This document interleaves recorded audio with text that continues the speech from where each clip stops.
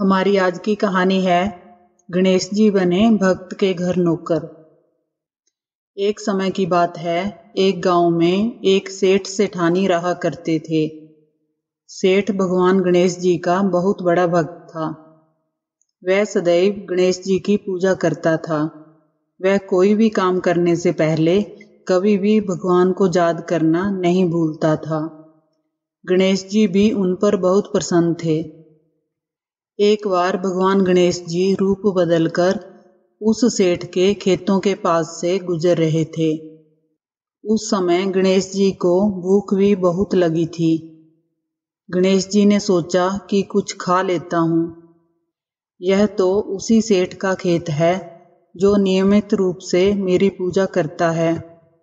भूख बहुत जोरों की लगी है। गेहूं के कुछ दाने तोड़कर खा लेता हूँ। गणेश जी ने सेठ के खेत से गेहूं के 12 दाने तोड़कर खा लिए। तभी उन्हें एहसास हुआ कि मैंने ये कैसी भूल कर दी। मैंने सेठ से बिना पूछे ही उसके खेतों से गेहूं के दाने खा लिए हैं। यह तो एक तरह से चोरी हुई और इस बात का दंड मुझे स्वयं भोगना होगा। यह सोचकर अब गणेश जी ने एक साधारण लड़के का रूप धारण कर लिया और फिर सेठ जी के पास पहुंच गए। वहां जाकर वह सेठ जी से बोले, प्रणाम सेठ जी, मेरा नाम गणेशा है। क्या मुझे कोई काम मिलेगा? मैं बड़ी दूर से आया हूँ। यदि आप मुझे कोई काम दे दोगे तो आपकी बड़ी मेहरबानी होगी। सेठ जी बोले, गणेशा, मैं तुझे काम तो दे देता, पर आजकल मेरे काम में भी बहुत घाटा चल रहा है। मैं तुझे तनख्वाह नहीं दे पाऊंगा। हाँ, मेरे पास तुझे 2 वक्त की रोटी और रहने की जगह मिल जाएगी। गणेश जी ने कहा, ठीक है सेठ जी, मैं सारा काम कर लूंगा, आप चिंता मत करो। गणेश जी नौकर के रूप में सेठ जी के घर नौकरी करने लगे। वह घर और दुकान का सारा काम संभाल लेते थे, जिससे सेठ बहुत खुश था। एक दिन सेठानी जब अपने हाथ राख से धो रही थी तो नौकर बने गणेश जी ने सेठानी को टोका कि सेठानी जी, जब तक हम अपने हाथों को मिट्टी से नहीं धो लेते तब तक वह स्वच्छ नहीं होते। इसलिए आप अपने हाथों को राख की जगह मिट्टी से धोया कीजिए।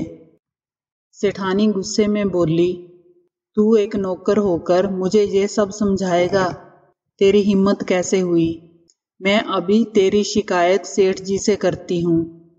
सेठानी सेठ जी से बोली कि सुनो जी, मैं जब अपने हाथ राख से धोने लगी तो गणेशा ने मुझसे कहा कि मैं अपने हाथों को मिट्टी से धोया करूं। क्या यह बात सही है? सेठ जी बोले कि गणेशा, बात तो तू सही कह रहा है। जब तक मिट्टी से हाथ नहीं धो लेते तब तक हाथ स्वच्छ नहीं होते।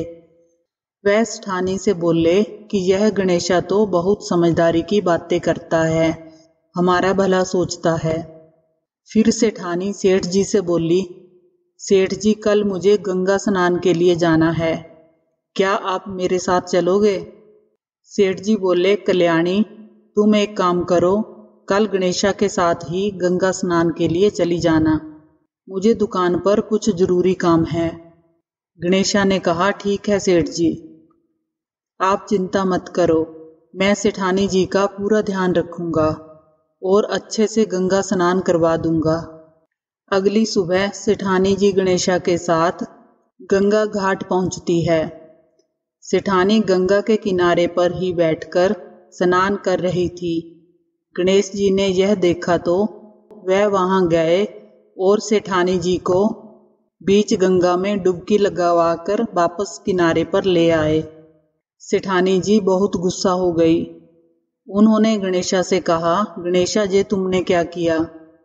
मैं किनारे पर बैठकर ही स्नान करना चाहती थी, मुझे डुबकी नहीं लगानी थी। तब गणेशा ने कहा, सेठानी जी, जब तक गंगा स्नान के लिए गंगा जी में डुबकी ना लगाई जाए तब तक मोक्ष की प्राप्ति नहीं होती। गंगा स्नान तो डुबकी लगाकर ही पूर्ण होता है। सेठानी जी ने कहा, मुझे ज्यादा समझाने की जरूरत नहीं है। सेठानी घर जाकर यह बात सेठ जी को बताती है। तब सेठ जी गणेशा से पूछते हैं कि गणेशा, तुमने ऐसा क्यों किया?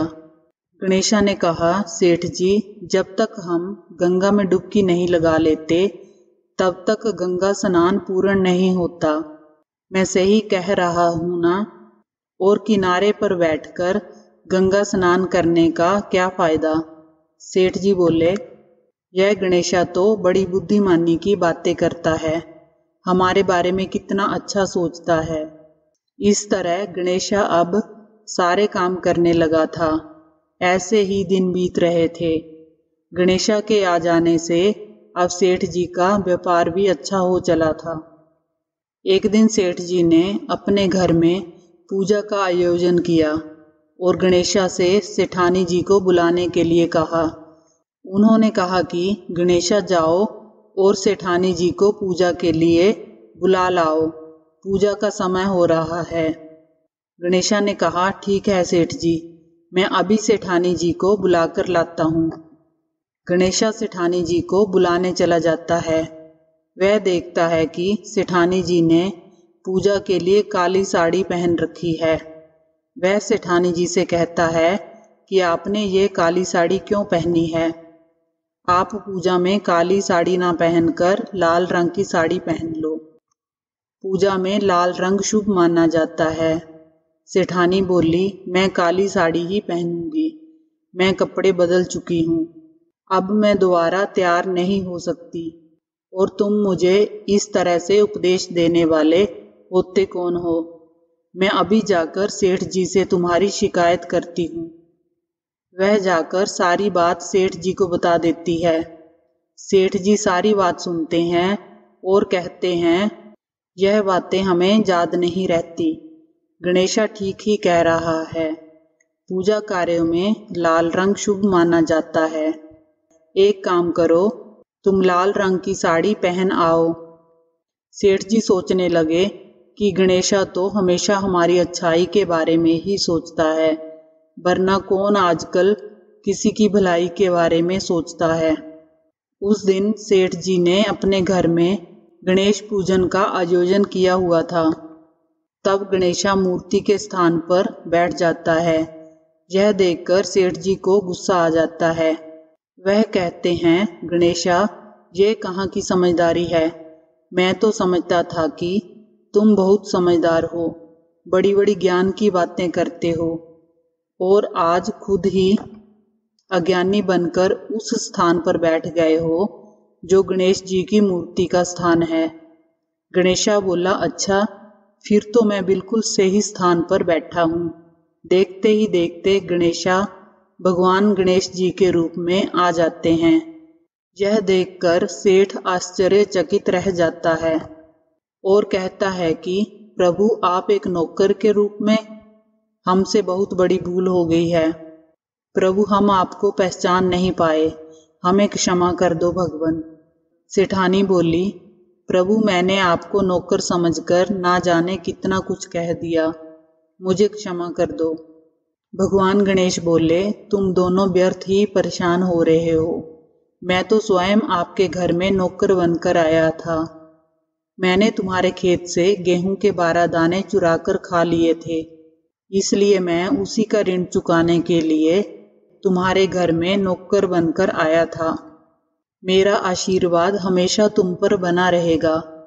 तुम्हारे घर में धन, वैभव और समृद्धि की कभी कमी नहीं होगी।